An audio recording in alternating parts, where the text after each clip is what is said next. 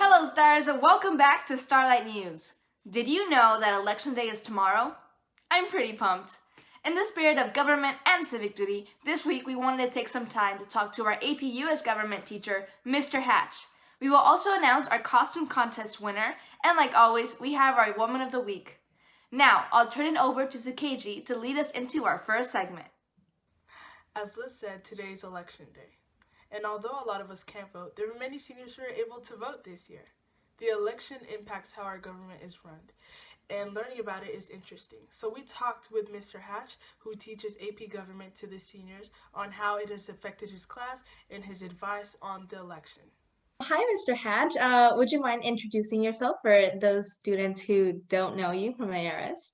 Absolutely. Good morning, everybody. I'm Mr. Hatch. I teach AP Government to the seniors. I also teach Senior Stars, and I teach sort of a handful of other classes here and there, special topics in social studies, some Junior Stars.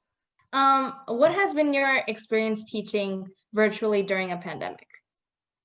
Whew, that's a great question. I think it has really required a lot of grace, both from my students and for myself, as we all sort of work through like experimenting with what class looks like, what assignments look like and feel like, and so it's been a learning experience for me. Luckily, I really enjoy learning, so it hasn't been too bad. But that experience sort of varies from teacher to teacher. I think it's a great time to be the government teacher, that's for sure. So it's kind of an exciting time of year. Right. Going off what you said about teaching government to seniors this year, how does teaching seniors this year, many who are eligible to vote during an election year, affect your curriculum, if it does at all? I think it has really dramatically influenced what I'm teaching, especially when less what I teach and more when I teach it. So for the past week or so, we've been talking a lot about voting rights. And really since this semester started, I've been bringing up pretty regularly to all the students that if they need help registering to vote, if they need help understanding the process for registration, that was made much more difficult because of the situation around COVID. But there was a lot of success, I feel, with students registering to vote, in part because of the work that students do. Less from me. It's more like excitement among young people to vote. And I feel like that has shown in the government classroom with how people have been engaged with content around voting rights and access to a ballot box. Wow, you seem so incredibly passionate about government, and I'm sure that's what makes you such a wonderful teacher. But what made you want to teach government in the first place? Ooh, see, that's a tough question. I've taught a lot of different things, but one of the things that's really fascinating to me about government is how what you learn at any given point in time in that class has a real material effect on you as a person. Whether you're learning about how policies are made, how local elections work, whether or not you, like even something as simple as speed limits and how they influence how much money the state has to build roads. Like a lot of these concepts have real connection to the real world, like as we live in it. And it seems a lot less disembodied than something from 200 or 300 years ago in other social studies classes. But again, I gotta say, as a sort of historian by trade and a historian in training for several years and a history teacher, I am of the belief that the past is never really behind us. It's always a part of us. And I think in the government classroom, you can really start to sense that.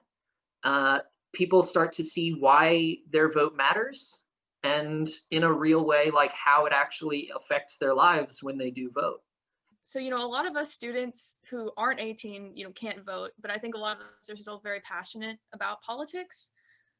So what do you think is like the best way for those for those of us who can't vote to get involved? And what's your advice to us, like kind of on that? That's another good question. I'll answer it in a couple ways. One is, what can you do like this week?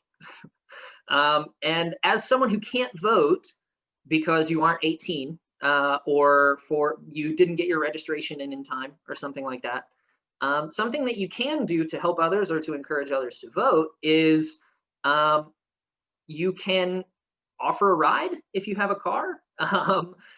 That's something that, like, it seems really simple. Or you could also talk to family members. And again, something as simple as just talking to someone about why they are voting or why they are not voting is an important conversation to have. And it doesn't necessarily, just because it's about voting doesn't necessarily mean it's about politics, right? And I encourage conversations about politics regularly and routinely, and we have them in class regularly and routinely. But I think those kinds of conversations can really do work towards encouraging people to vote. Whether it's a family member, whether it's a friend, a sibling's friend, having those conversations can be pretty impactful. With regard to sort of in the longer term, like what can we do over time? Since election day is kind of like soon, we'll talk about the longer term as well. And there are interest groups that you could get involved in. We might call it service learning, but that can also, like a lot of these sort of organizations have arms that work with policymakers to try and like advocate for what they want to happen in real life. So a lot of the service organizations that students may work for or may know of are probably also involved in political work as well. Let's see. And sometimes it's even as simple as letting people know that Uber and Lyft have election day coupons for people who don't have access to a car but still want to vote. It could also, again, back to just sort of talking with people about how to encourage them to vote or make voting more accessible for them. You could let them know, or you could research how to vote during this sort of crazy situation.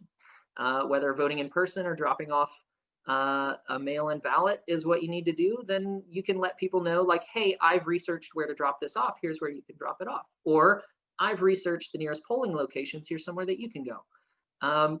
So I think a lot of it is really just sort of interacting. It's social engagement is one of the factors that drives people to vote and to make the choice to vote. Yeah, well, thank you so much for talking with us a little bit about this and voting and government. Woohoo! We had some amazing costumes entered into our contest.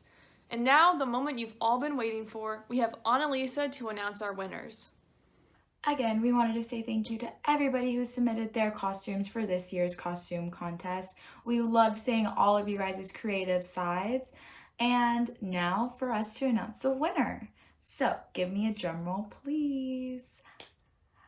Congratulations to Madison Martinez, who dressed up as a character from Harry Potter on winning this year's Starlight News costume contest. You'll be hearing from us soon about your special prize. Again, thank you everybody for submitting your costumes. We really enjoyed getting to see all of these costumes, so we can't wait till next year. Congratulations to the winners. Now, we're gonna head into our Woman of the Week. Today, we're focusing on someone who grew up in Hawaii and was the first woman of color elected to Congress. Do you know who she is? Patsy Mink was born December 6, 1927 in Hawaii. She grew up in Maui and was elected class president her junior year at her high school. She went on to study at the University of Nebraska but faced racial discrimination and transferred to the University of Hawaii.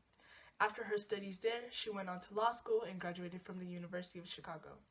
In 1964, she was elected to the U.S. House of Representatives, being the first woman of color and the first female Asian American in Congress.